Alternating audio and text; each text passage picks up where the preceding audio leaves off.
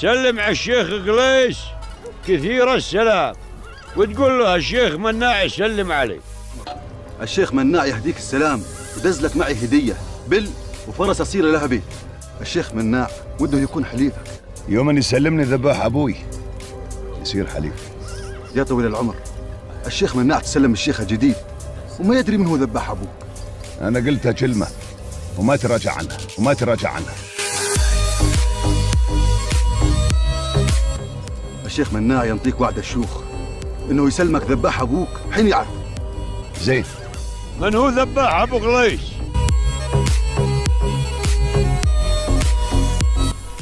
ترى ما سلمناه ذباح أبوه يغزينا.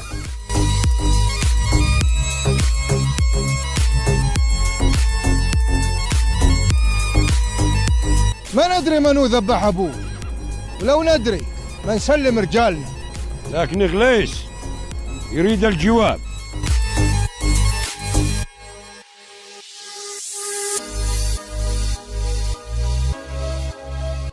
ترى نكفيكم شر قليس.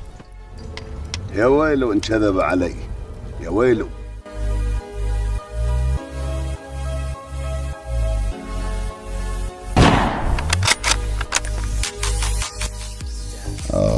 يا مناع بسيطة. ويوم حطيت ألف شقة بصدره طاح، وإنه يتفعفط بدمه مثل الحصيني. وأنا أشهد.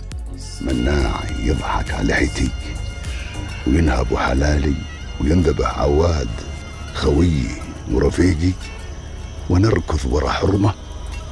يا حيف عليك يا غليس، يا حيف. غليص وده يغزيكم، وده ينهب الحلال والبيوت، وده يحرق الأرض، وده يقتل الصغير قبل الكبير. انت تكذب يا ولد. ما كذب يا شيخ، والحين يتحضر لأجل يغازيكم.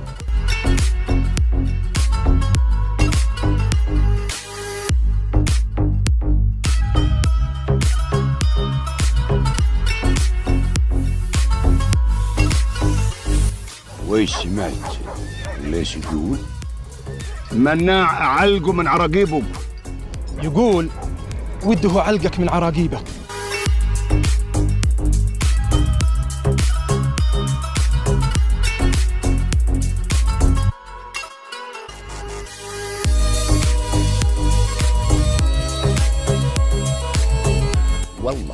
والله بعالي سماه لخلي تراب الأرض يرتوي من دمه. عود عود وش هذا؟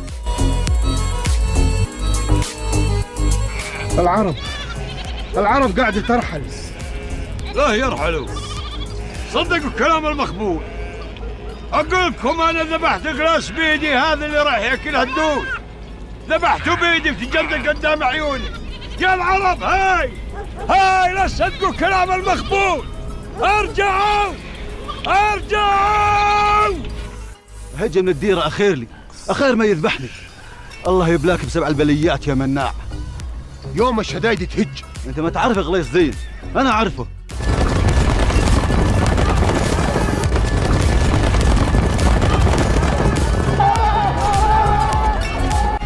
أنا قلاص ولد رماح. يا رب دخيلك. عم الشيخ ضحك.